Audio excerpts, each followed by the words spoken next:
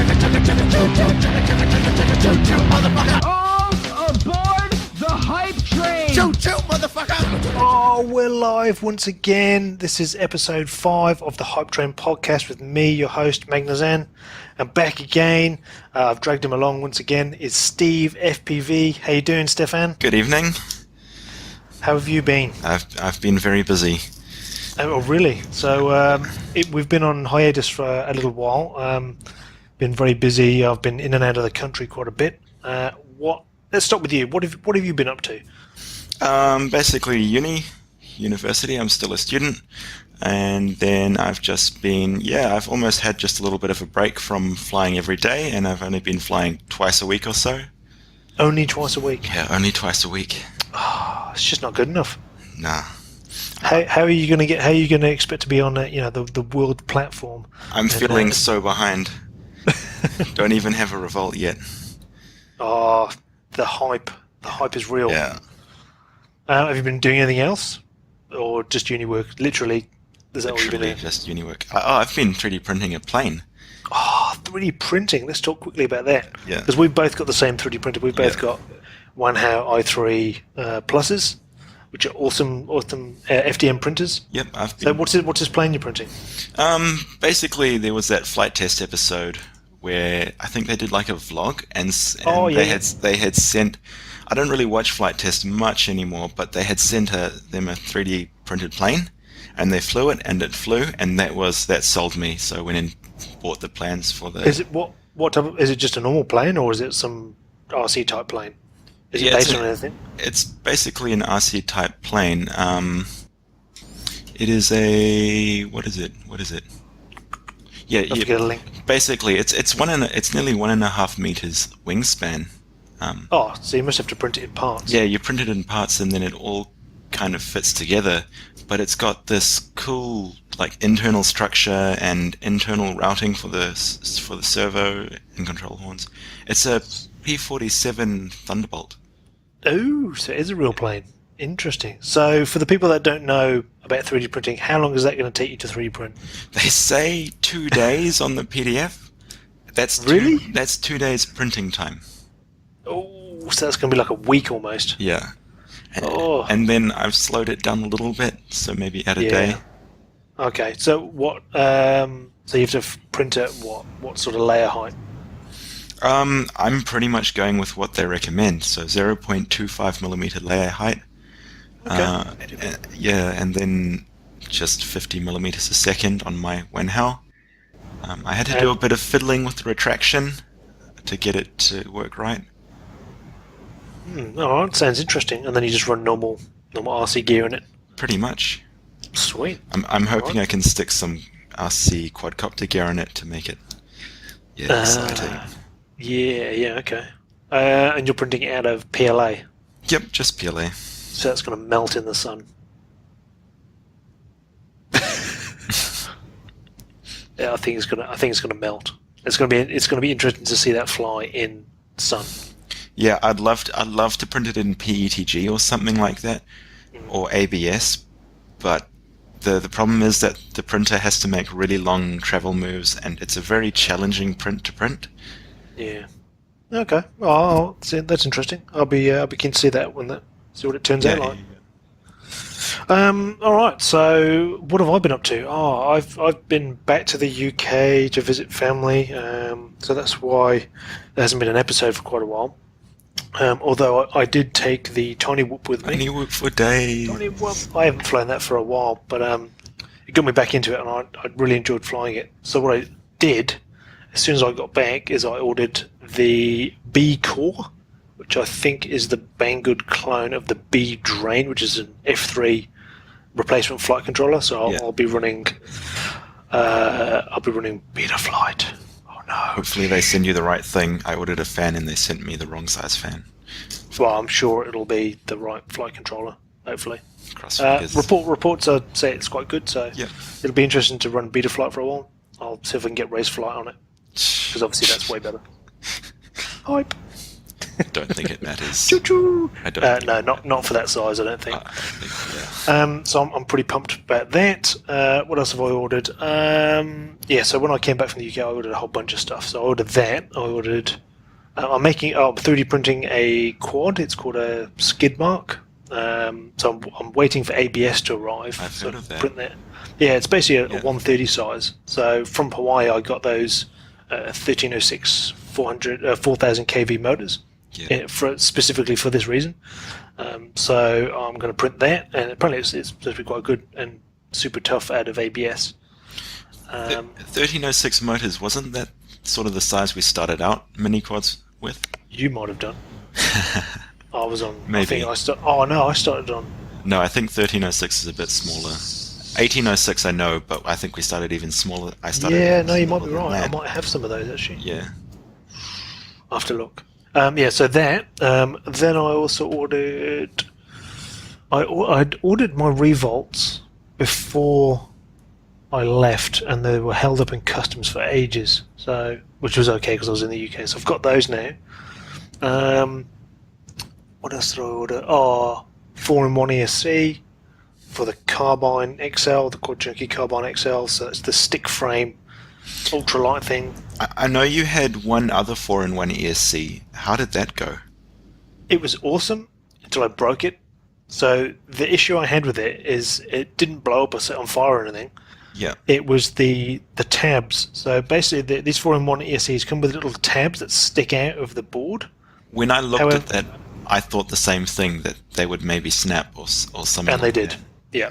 The first real good crash I had, it snapped. But interestingly enough, the BB1 chipset version, so the original version of those, were solid boards. So if you go and look at the little B one, for example, that's a solid board. And that's a way better design. Yeah. I don't know why they went to these stupid tabs. So I've been raging quite hard about that. But the 30 amp I've ordered are a lot thicker. So and I'm going to put some supports in. Yeah. So I'm hoping that's going to last a bit longer. But we'll see. So that's going in the Carbine. It's going to be an ultralight build. And what else have I ordered? Ordered some. What did I order? Yeah, some Dominator HD3s. Okay, so the new one. The new ones, yeah. Gary's got some, and he was like, "Oh, yeah, they're okay. They're okay." Yeah. I was like, "Whatever, I'm ordering them." Mainly for. So I don't know whether anybody's seen this, but everybody knows about the Connex Pro Sight. There was an update that Bapu posted that just by changing the lens, they've magically made it now work at 720p, 60 frames a second. By changing the lens? By changing the lens. It's like, what? Okay, no, the actual PCB lens with the sensor on it. Is it that piece, or is it the actual lens? I'm not too sure. I haven't seen this post. But I said it was a lens. It would make sense if it was the chip. I don't see how just changing the lens would really, or maybe something with the light, or I don't. Possibly, I don't know, but yeah. Maybe they can get away with less processing or something like that. Yeah. Well, there's definitely something with it. So they've got that to 60 frames a second. So like we said, the generational improvement is here. So the reason I bought the HD3s is for stepping into or closer to that system, as well as also DVR. So when the B core arrives for the Tiny Whoop, I want to be able to DVR it, because obviously I'm not going to be able to put a GoPro on there. And a lot of the time I fly without a GoPro because I'm obviously racing, and a GoPro is not going to really help me. So I want to get some DVR footage. The DVR on the new HDs, your new HDs, will be a lot better than the one on my just version 2 standard def ones. Yeah, I've seen some videos and it does look better. It looks smoother. Yeah. The colours don't look right, but you can post-process those.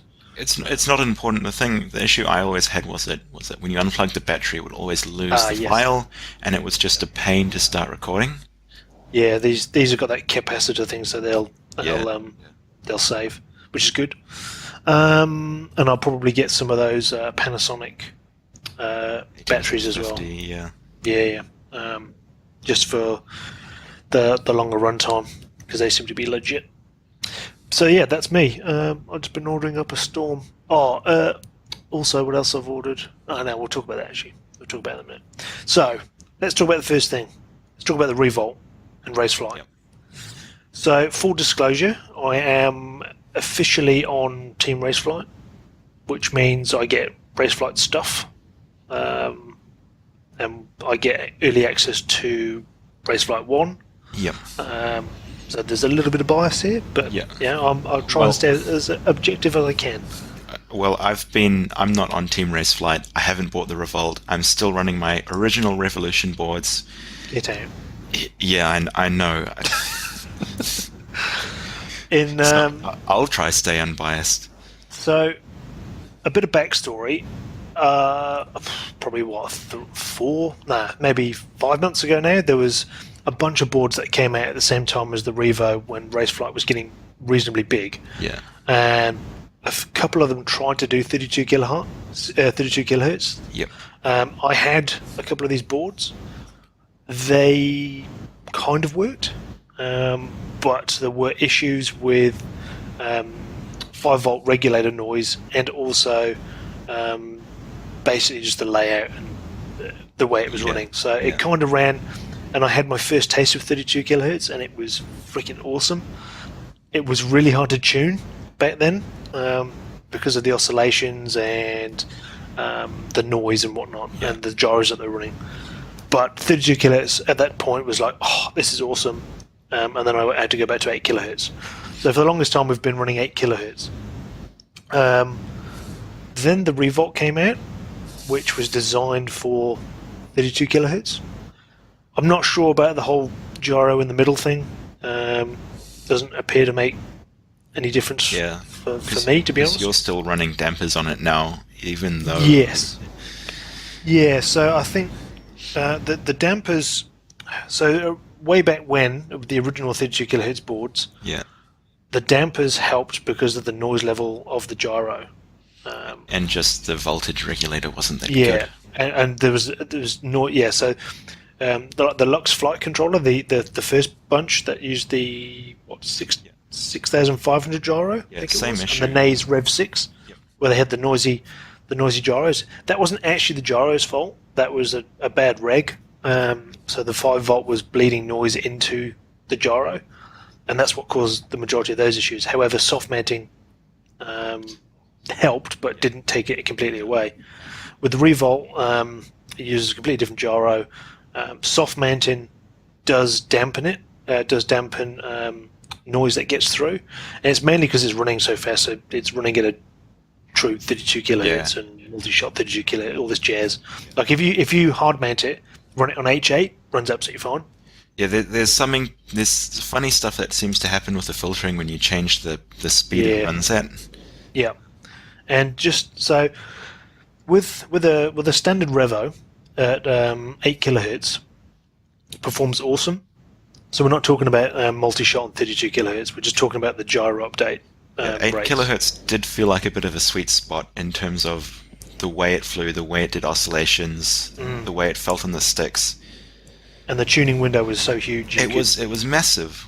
Yeah, I mean you could really go to town with those pins. It was difficult to tune because you did stuff and it just didn't do anything. It still flew amazing.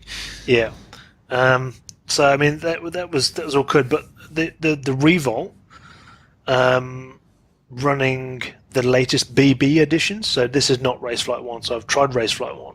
Mm-hmm. I'm running BB 400 at the moment, which I think is the latest, and that does 32 kilohertz gyro update and multi-shot. Yeah, it still has issues though. Yes. Yeah. Yeah. So use with warning. Yeah. So it's still beta. There are some bugs, not specifically with the Revolt, but with the beta builds. There's still a dead duck issue, which we had today, so it'll just fall out the sky. That isn't in 375, so if you want to run 375, you can do. But always check on the Raceflight Slack channel for the latest bugs. It changes hourly. Yeah, there was 5 builds over the past 2 days. Yeah, so they're definitely doing something there, and it's not all good. Yeah, absolutely. But it's progress. Yep, definitely. And the main thing is that they've worked on the filtering. So the filtering is spot on, so you don't need to mess around with the filtering. and this is particularly the LPF ranges. So there's a gyro LPF and there's a D-term LPF. Don't mess with those if you update to BB400. Just leave them as they are. The only things you want to be messing with is pretty much the D-term, like on your PIDs.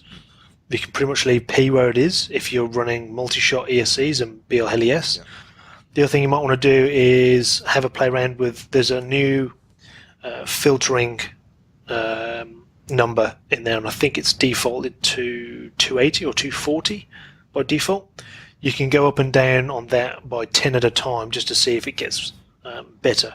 Yeah. And what that's doing is that's the overall filtering for the board and for the PIDs and whatnot. So the lower you go, the less filtering it does, and the more responsive the whole copter becomes. Mm-hmm. So you'll actually feel it. It's like latency almost, but not. Yeah. And with the Revolt, the thing that I've noticed is that you can go really low on that filtering, so you get ridiculous response.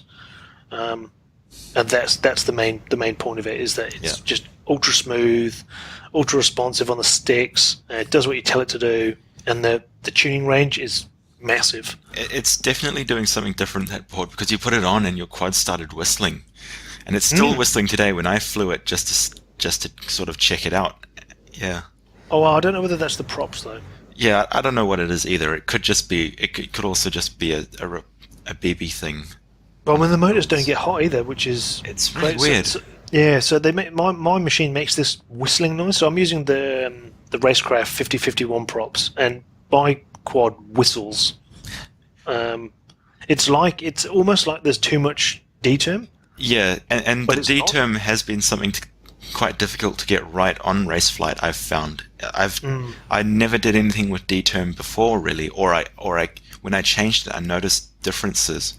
But now in Raceflight, when I'm changing it, I don't feel much different in the sticks, but apparently it makes a big difference, and it makes a big difference to how noisy everything is. Yeah. The D-term in Raceflight is really what P-term is in everything else. Yeah. Like, when you put Raceflight on, pretty much you don't have to worry about P at all. You just leave the defaults for the most part. Yeah. And then you adjust I, so your KI, for how stiff you want the copter to be. So if you want it to be super stiff and rigid, almost robotic, bump that up to like 1.5 on pitch and roll, and then 1.7 on yaw. If you want it to be a little bit more smooth and kind of floaty-ish, or kind of not drifty, but not, you're not fighting it as much. Kind of smooth, and then lower it down to like 1.2, maybe 1.1, and see how you go. But the main thing is with D-term, so that's where you do the majority of your tuning now. So if you go up, if you're getting prop wash in really hard stops and descending, just bump it up by like 10 or 20 points each time until it mostly goes away, or until you start getting hot motors. Good advice. And that's the. And you can also run higher D-term on yaw as well now. Yeah, those, because you had those on the machine I flew with the Revolt, and it had those new fancy props. And I've noticed with those new fancy props that I've been getting quite a lot of prop wash, but your one had no prop wash again.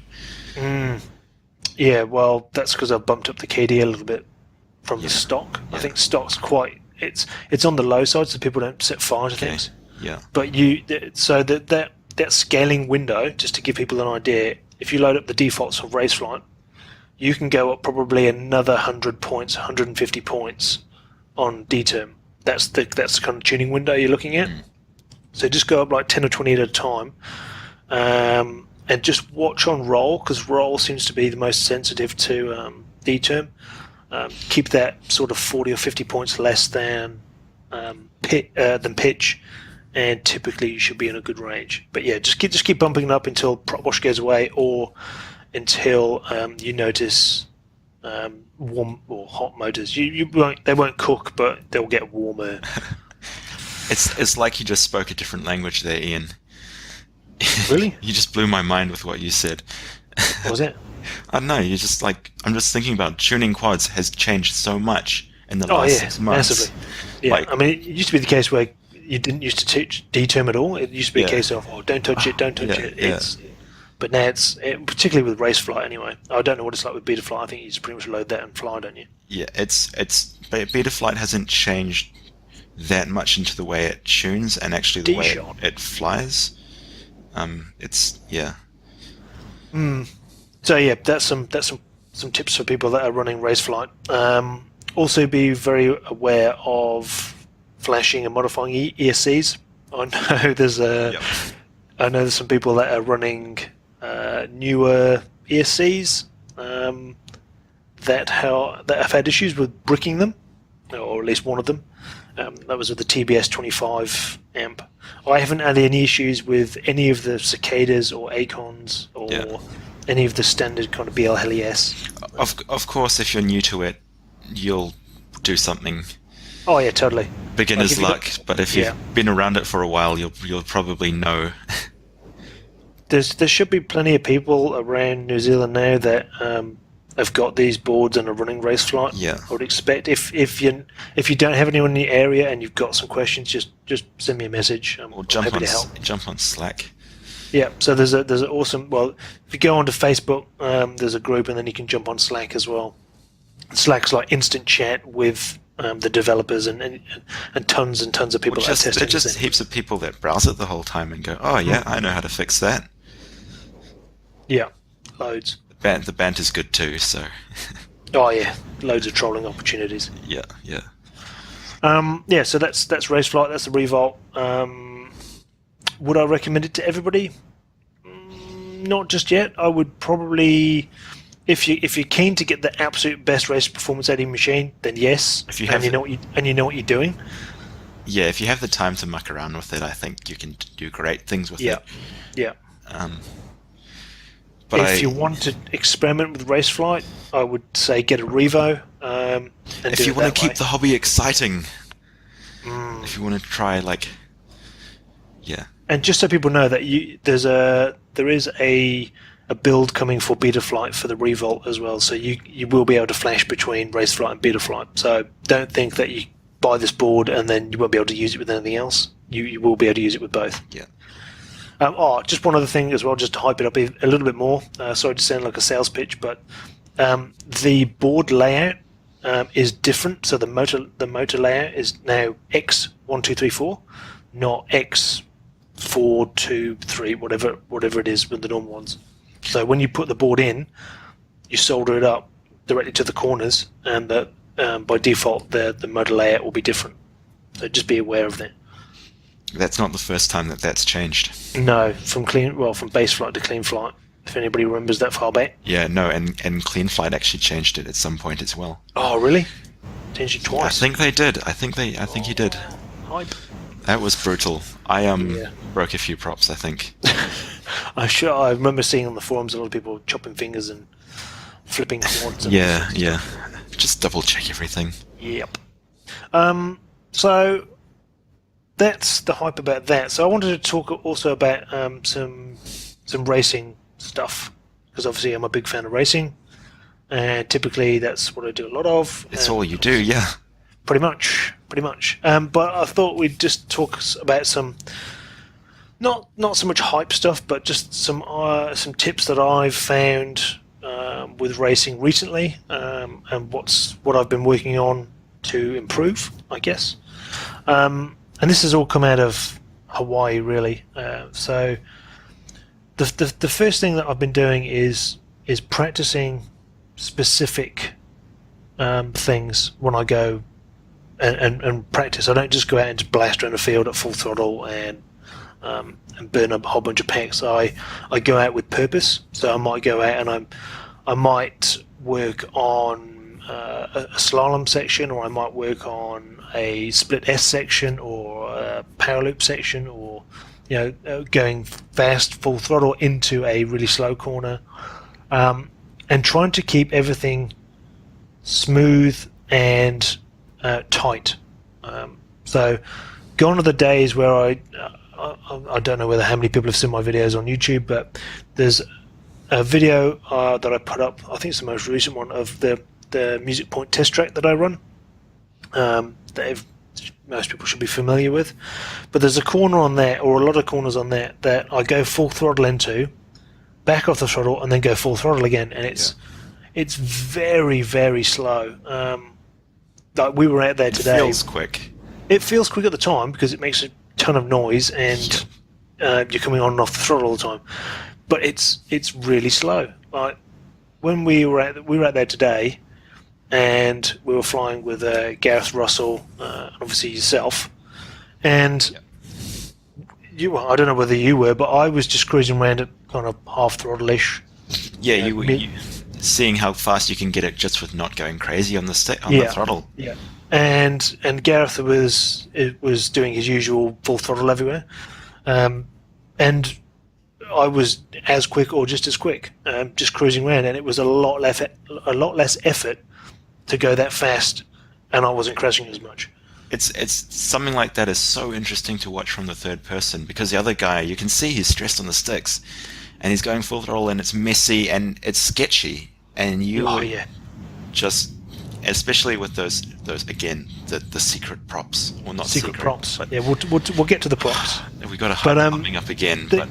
The reason I started doing that is purely for watching Sean Taylor at Hawaii. Yeah. The way he flew was like I've never seen anybody fly before. Like he would go full stick on a straight, and then every single corner or technical section would slow down to a crawl. It was literally a crawl. It's like, why are you going so slow? But he would be half a lap ahead of everyone. Every single time. It was incredible to watch, and he was so controlled. And if you watch his DVR footage from Hawaii, it just looks super smooth, super precise. Every lap is the same, and to watch it from third person was like, so that's how you go on a track. And what he's doing is he's using the racing lines.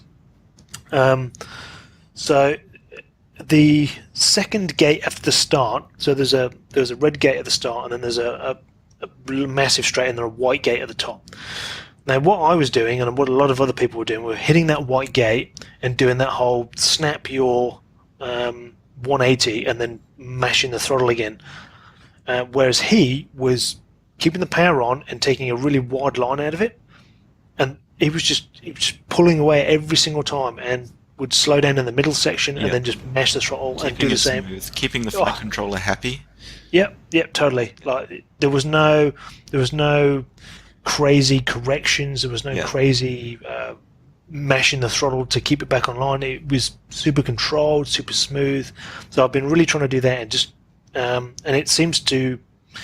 At the moment, I'm probably slower than I would have been normally, but I'm starting to find the racing lines, and I'm seeing the racing lines out of particular gate styles, where I can keep the power on and maybe take a slightly wider line, and then be better lined up for the next gate. And it's more about kind of going slow in and fast out. So very much. It's something I've known for a while, and I think you've known for a while, is that taking it slower is actually a lot better for both if you want to seriously do well at an event, just because you'll be more consistent, and just actually it teaches yourself just to be relaxed when you're flying. Yeah, I mean that's the biggest thing. When you're nervous, I found. Yeah. I mean you can see it as soon as somebody dials back the throttle, the quad's a lot happier for a start. I mean, if you're sitting with your quad at full throttle all the time, or for 90% of the track, your quad is not going to be happy. There's very little headroom in the upper end of the throttle to keep the corrections in. So if you can be as quick, or keep it sort of 75 to 50% throttle, your quad's going to be a lot happier. You're going to be a lot more responsive on the sticks. It's going to be a lot easier to control, and your mistakes are going to be a lot less. And you'll break less stuff. Go slower, have more fun. I mean, it's not even really about going slower. It's about being smoother and shortening the track as well. Like when you blast through at full throttle through a gate and do that whole snap yaw. So what I'm talking about here is when you go through a gate and you do a yaw and a roll. To change directions. And you do a 180, and you get that prop wash, and then you mash the throttle again. That's what I'm talking about. That is just ridiculously slow. And if you watch people do it in line of sight, it's like, what are you doing? Why are you going so far past it? Yeah, miles past it, stopping and then going forward again. Your battery pack's sagging. Your whole quad's going, stop, it's unsettled because it's just had to turn around from full throttle to no throttle to full throttle. Yeah, it's just not good. If you can arc that corner out and maybe take a wider line and then come back in way quicker, and your packs are going to be a lot happier. So yeah, I mean that's what I've been trying to work on. It seems to be working pretty well at the moment. So based off that, let's talk about the props, motor, and maybe some batteries as well. Okay. So this is all coming from Hawaii. The thing they were all running over there, I was running 2300 kV. It was just not fast enough. I was running the Dell 5045 tri-blades, and even with those, ran a normal track, it would be fast enough, but Hawaii wasn't a normal track at all. No, it wasn't. But even on a normal track, now that I've switched to 2600 kV, it's so much more comfortable to be around that mid throttle area. And I've just got the headroom, and if I need to blast past, then I can peg it in the straight line, and it'll go. So in combination with the 2600s, I'm also running the Racecraft 5051s. So, 5051s. What do I think?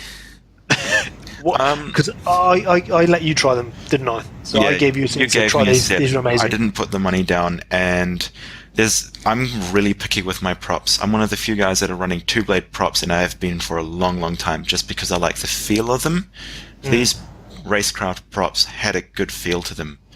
I felt like the throttle stick had more movement at the bottom end of the throttle, so I could better control altitude when I was, leveling out and stuff like that. Yeah. Essentially, I feel like it widened my throttle range, not just at the top, but at the bottom as well. Yeah, and that's the issue that I find with normal blades. So so just to recap, I used to run the APC props as well, and they used to be. I really liked them, but they used to absolutely sag my packs down something chronic because they just would not stop gripping. But the other problem with them, they were a lot wider chord. So these Racecraft props. So the 5051, we should also point out first, is not 51 pitch. It's equivalent pitch. I think we should also point out that these Racecraft props and these APC props, the shape is similar to traditional aeroplane props. Yes. Yes. So the reason for the massive, the warning, we're going to get to bro science, probably have Chris Jackson join in and start raging at us a minute. We'll get the internet warriors. Yeah. So the reason it's a massive pitch towards the hub is because it's spinning a lot slower there. So it needs more pitch. So the idea is it's the same pitch across the whole blade, if that makes sense to people. So if you think about the speed at which the tip is moving to the speed at which the hub is moving, it's a lot slower at the hub, so it needs more pitch. So it's essentially pushing the same amount of air at the tip and at the center of the cord. Yes, correct. Now these props are also a lot lighter than the APC, and they're also a lot thinner cord as well. So the cord is the width of the prop. So the APC are pretty wide all the way down. They're almost the same width as a normal prop from memory. I'd have to get one out and have a look, but these ones are very wide at the hub, which is where you want it to be wide, because it's obviously it needs to push a lot of air there. And at the end, towards the tip, where it's spinning a lot faster, you don't want it as wide because it doesn't need to be. And I think that's where these props don't stress the packs as much. And that's what I'm noticing. Like if you sit at full throttle, it's gonna spank your packs. Yeah. But any prop is going to do that. Where these are so good is that it's the mid-range and the bottom, like you say, like that low RPM control. Like if you come out of a split S or you do a maneuver where you're falling through your own prop wash, it just sits there and you've got a lot more control on the sticks. And I think, like people have said, these props are faster at the top end, but they might be a little bit faster at the top end, but they're a lot faster at the middle, and it just feels a bit more effortless to go fast, and you still have more control because you're using less throttle the whole time because the prop is quicker. It comes back again to that flying at 80% thing and taking the best racing line, and it really helps with that, I think. Yeah, totally. I mean, there's a website that did an excellent write-up of these props. I'll link it in here, but I think it's propwash.com or propwashed.com. Yes. And they did some interesting tests. So they did full speed runs. And they compared the amps and they compared the overall speeds. Over the Dow 5045s, the tri-blades, which were my previous favourite, these are a full, 20 Ks quicker? Yeah, and the average current is higher, but yes, they're going faster. The average speed is faster. Yeah, it's 10 20% miles an hour faster. More. Yeah, it's 20% more speed for effectively $2. You know, because instead of a pack of props is $4 versus $6 thereabouts. So you show me a performance mod that gives 20% extra speed to a machine for $2. Yeah, they should sponsor me because we've given them such a good review. Yeah. And also they're durable. Yes, they are. Apart from the tips. The tips are not durable. Yeah, but no one cares about the tip. No. About the shaft. You do if you keep breaking it. Oh, the shaft. Giggity. Oh, yeah, so I mean they're not as durable as normal durables. They don't break, but they don't bend. They do bend, but the tips tend to go before anything else. So you'll get a few crashes out of them, and then you probably have to replace them. Yeah, not a major. I'd prefer to do that and have a properly flying quad than half bent. They're not as bad as the HQ props. Oh no, nowhere near. They don't shatter when you look at them. No, the old HQs here. No, they don't do that. The other thing I noticed with them as well is that particularly when we were racing today, again I'm going to go back to Gareth's machine because he was sitting on pretty much full throttle for the whole track. Now he was running 2300 or 2500 kV motors, various different sizes. I think 205s and 2008s or something. The Zoe ones. Different width, different height. And he was sitting at full throttle most of the time, and he was running the 5046 durables, the HQs, and his pack was not lasting as long as my pack, and I was running pretty much the same packs. I think we were running 1500s or 1300s. Yeah. Depended, and we were doing 5 or 6 laps, and I was quicker around the track. I had more volts left in my pack at the end, and it was just a lot easier to run. So I think the fact that I was able to get away with only 50 and 60, 75%, occasionally the odd full throttle around the track, meant that I wasn't spanking the packs as much. I think if you're sitting on full throttle, it's going to, like we said, it's going to drain a lot of juice quickly.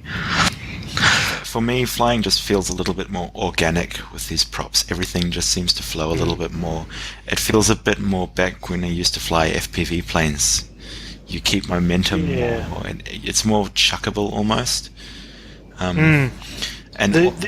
Almost with these props as well. If I do a move and I cut the throttle, the quad almost turns into a rock with no sort of aerodynamic influence on where it's going, which I really like.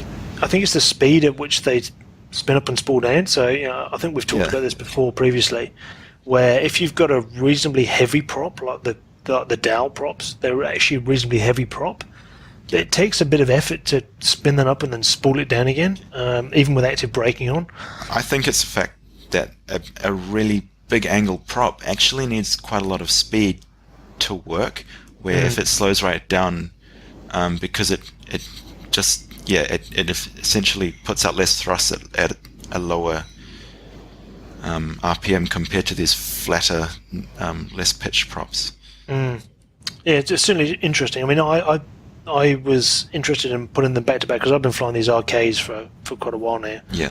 And I put a set of Dow's back on my machine, and they flew good, but the first thing I noticed was coming on and off the throttle.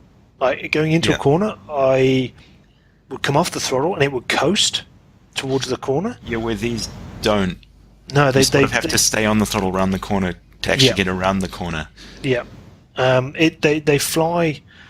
They feel the throttle response feels very similar to the old HQ 5040s. The way they would come on and off the throttle all the time, and you get a lot more control that way. But yeah, when you get on that throttle, it's. And the last thing, we've talked so much about these props now, but they're really stiff, so they don't deflect. Yes. With a lot of props I was flying, I was finding you run these really, really high, powerful motors, you get up to the top of the throttle and they start deflecting.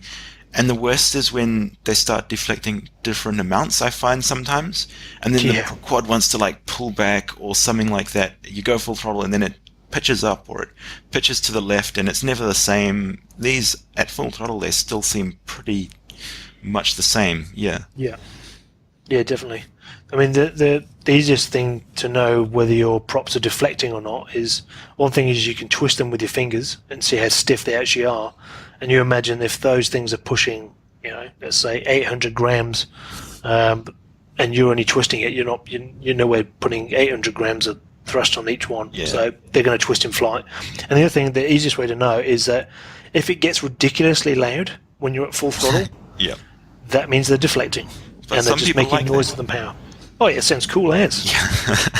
But it just doesn't go anywhere. No. Like if you watch somebody that flies the 5040s, the Dow 5040s, either the quad blades or the original ones, or even the super thin ones. Yeah. You can just hear them go. Bah! They hit that upper speed limit, and that's it. Yeah. Whereas these with the 2600s just keep going. And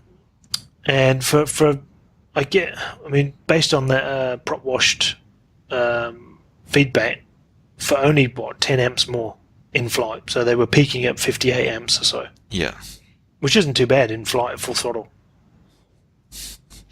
Your power system should be able to take it. I've been easy. fine. I haven't even thought about that. That's not per motor. That's total. That's total. Yeah. So if your machine can't handle 58 amps total, then I'd be worried. Yeah. Because in corners and stuff, if you're mashing the throttle, you'll be peaking it at well over 100 probably. Yeah. When I did have an OSD, I was getting like 140 amps on my. Yeah. And on speaking of OSDs, actually, I should probably point out that I think I mentioned last episode about ESCs and the fact that I'm going towards 4-in-1s. Obviously, this one I've mentioned it as well. But one of the problems with 4-in-1s is that one is they have no 5-volt power. So I've been running 5-volt from the VTX into the flight controller. I don't like that. Why? I've done it too, but it's just sketchy. Why? It just is. Explain your reasoning, SteveFPV. It's just not right. Why? It's technically not the right thing to do. It's 5 volts. No, it is. It's absolutely right. But I would rather use an ESC. Oh, mate, yeah. There can be more noise in it. Basically, I think. How can there be more noise? It's typically a filtered output for a start. Yeah, I don't know. There's no reason not to use the 5-volt on a VTX. And I had the same conversation with somebody in the race flight chat. They were like, "Oh, no, that's real sketchy. What if your VTX blows up?" I'm like, "Well, if your VTX blows up, you're not going to be able to see anyway. So yeah, it doesn't really matter. It's probably better." And he was like, "Oh, yeah, I suppose so." I think it's just one of those things where it sounds sketchy, but it's actually no, that's actually legit, and it is legit. I've been running that for a while now. Just make sure that everything's connected properly. Yes. And it just means that you have to run the camera off the raw battery. Yeah. Which can introduce noise if you don't do it right. So you will get lines, but typically it's fine as long as you keep your wires short, twisted, all that kind of stuff. I don't know. The whole stuff needs to change there. The whole sort of setup with voltage regulation hasn't been good with quads for a while.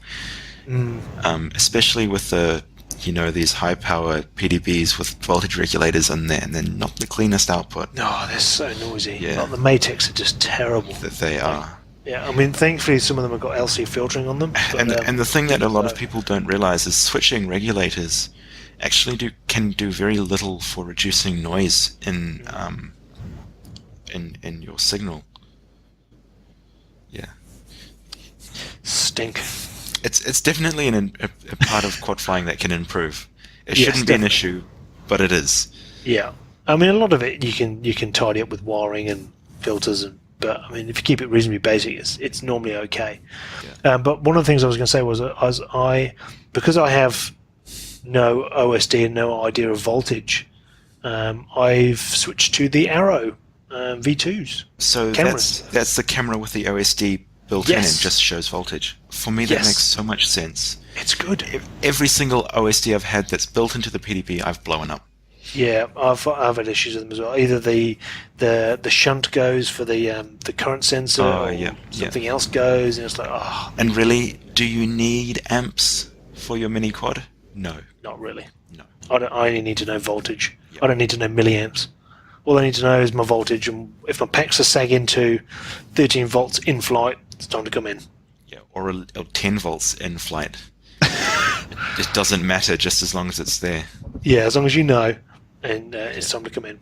But yeah, the Arrow's super large display. Yeah. And yeah, it's So pretty much does the that same have the price as same normal. issue? Because the one I saw, I think it was the Runcam, or I don't No, know. it was the Arrow. You are thinking of Was the it Arrow. the Arrow? There was It had that issue problem where it with only Vision One. updated every 60 seconds or 30 seconds. Nah, they fixed it. V2 fixed it? is the way to go. Yeah, it's legit. Good. So that's what I'm running on one of my machines now, and it is awesome. So I'm super happy with that. The other thing that I've done as well, and this was thanks to, and I've seen this for a while, but it was thanks to you and James really. Yeah. The GoPro lens. So running the GoPro Hero 2/3 lens. I know people have been doing this for a while, Ages. and I was like, I'll just get a 2.3. I've done it as well and then gone back to other lenses. And what did you think? Well, the problem was that I had the GoPro lens, but I didn't have the right GoPro lens. Aha. So I'll put a link in the show notes, because I know people have been requesting. Oh, you talk about all this stuff and you never tell us where to find it. Do people actually listen to the podcast? I don't even know. There's like 3 people, I think. Oh, sweet. So shout out to those 3 people. I know Hadley does because they listen to it at work, and Scott Spooner, Yeah, and and Greg as well. yeah. So I know them, and I think there's a few others. Sorry, I'm not going to name everybody. But yeah, the GoPro lens. So why is the GoPro lens good? So there's a couple of reasons. Why is it good? Because it has the filtering for the light. Yes. It's got the coatings on the glass. Yes. It's sharp all the way across. So just define that. So just to clear that up. Basically, all the elements in the glass are better. They're manufactured to tighter tolerances. It costs more. It's just a better lens. Yeah. So the main thing you'll notice is that it says it's 170 degree, but it's more like a 2.3 millimeter lens in terms of the amount that you can see. There's little to no fisheye, which is kind of bizarre, but you can see so much more. And the biggest thing that I noticed, even because I've been running 2.3 lenses, so going from my normal 2.3 to the GoPro lens, when you move quickly from side to side, Yep. and you have like trees and stuff, you don't get any weird artifacting or blurring on the sides. Distortion. Yeah, you don't get any of that. It's just clear. It's just more true to life. Yes, and I find that it's awesome for when you're zipping around trees and stuff, because you don't get this blurry effect.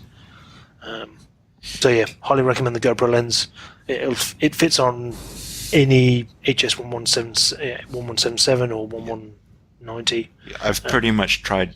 I've tried lenses every month for the last forever.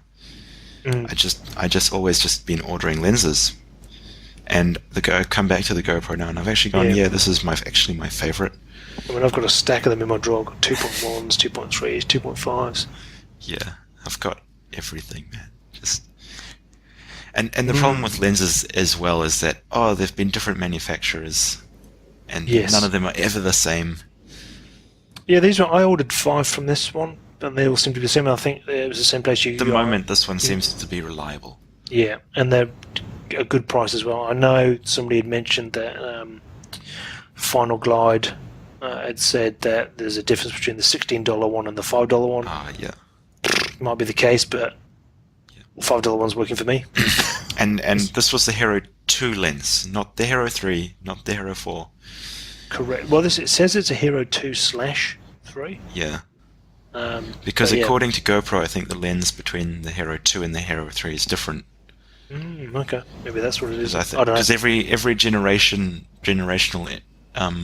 improvement of GoPro, they've been like, oh, less distortion, sharper lens, twice as sharp, twice as fast. It could just be marketing wank. But yeah. Well, I mean, they're charging arm and a leg. I would expect it to be better each time. Yeah.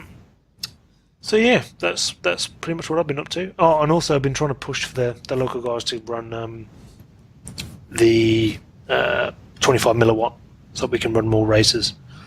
Or just decent quality VDXs. Yeah. Just get it all the same. Yeah. Make it not an issue. So if people don't know, next Rotocross season, there will be enforced VTXs and antennas. So if you're not running them and you turn up, you probably won't be able to fly. I mean, the price of the Unify now is, why would you go anywhere else? Yes, it's kind of annoying with the lights to change the channels and stuff, but that's a minor. $25. So, yeah. I can get a VTX for cheaper. RC timer. Oh, of course you can. But, and this is one of the arguments I keep having with people. It's like, oh, my VTX is fine, my video is good. It's like, well, that's great, but when you have 8 people flying, it needs a lot more things matter all of a sudden. Yeah. It's like, we've that's talked like about saying this on the podcast before. I can shout in a building all by myself and I can hear myself, no problem. Yeah. It's like, that's great. Now I had 8 people shouting in the same building. Yeah, it's absolutely. Like, doesn't quite work. And so I've been working on that. So I've been switching over all my machines to, I've got most of my machines on Unifies anyway. But yeah, been kind of standardizing setups, trying to just practice. I think we should, if you buy the TBS Unify, expect it to be the last time you have to update before you go HD, if you ever go HD. Yes. It's as good as it's going to get. Pretty much. I mean, there's videos online that you can use to compare. There's one of the guys, HPI guy, I think it is, did a really cool video. This was before I went to Hawaii, comparing the Pro HV, which is the same as the normal race one pretty much, on 200 milliwatt versus a normal, I think it was an FX based one. And he was doing the same flight, and the amount of glitches the FX one had compared to the Unify was astounding. A noticeable difference. Yes, noticeable. Yeah. I mean, the other side of it is that it's all good and well that you've got a good VTX and a good antenna on that side, but you also need a decent receiver as well, and that's where the crosshairs come in. So just bear that in mind. It's okay. Yeah, I'm pretty much done. I think for this episode, I don't want to go into too much stuff. We'll save some others for another episode. Is there anything else you want? Any final words? No, nothing really. Yeah, shout out to everyone that flies and has been flying quads forever. and yeah, just keep up with the hobby. Cool. Yeah, so we'll be back for another episode whenever we're back. Awesome. Thanks again. Catch you later, guys. Awesome.